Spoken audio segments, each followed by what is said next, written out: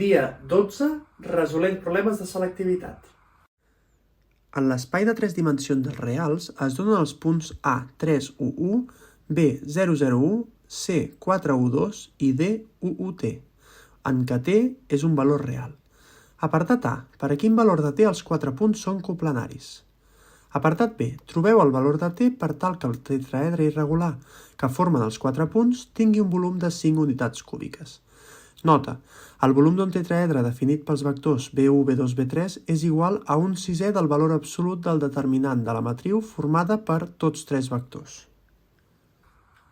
El primer apartat ens demana quina és la T que fa que aquests 4 punts estiguin en el mateix pla, que siguin coplanaris.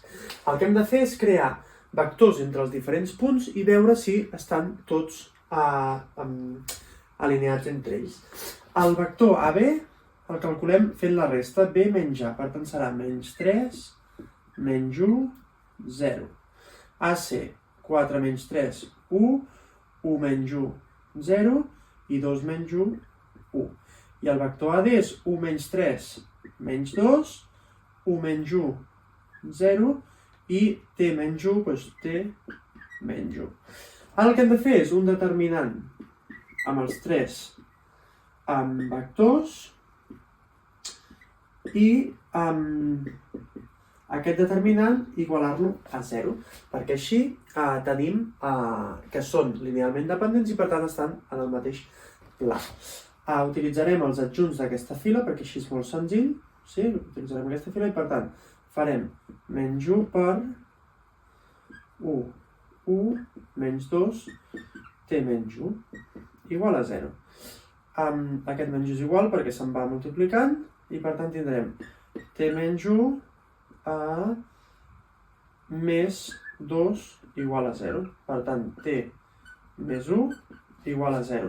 Si això ho hem de solucionar, doncs la T és igual a menys 1. Quan la T sigui menys 1, aquests 4 punts estaran al mateix pla.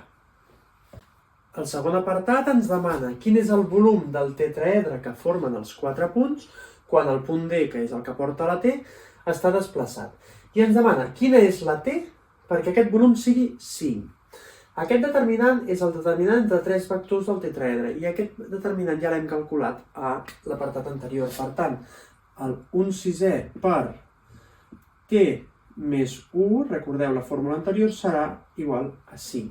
Aquest 6 passa aquí a multiplicar, per tant, T més 1 serà igual a 30. Sí? Veiem doncs clarament que si aquí fiquem un 29 ens funciona, però si aquí fiquem un menys 31, menys 31 més 1 serà menys 30, com que està en valor absolut també funciona. Per tant, quan la T sigui 29 o menys 31, aquest punt formarà un tetraedre de 5 unitats cúbiques.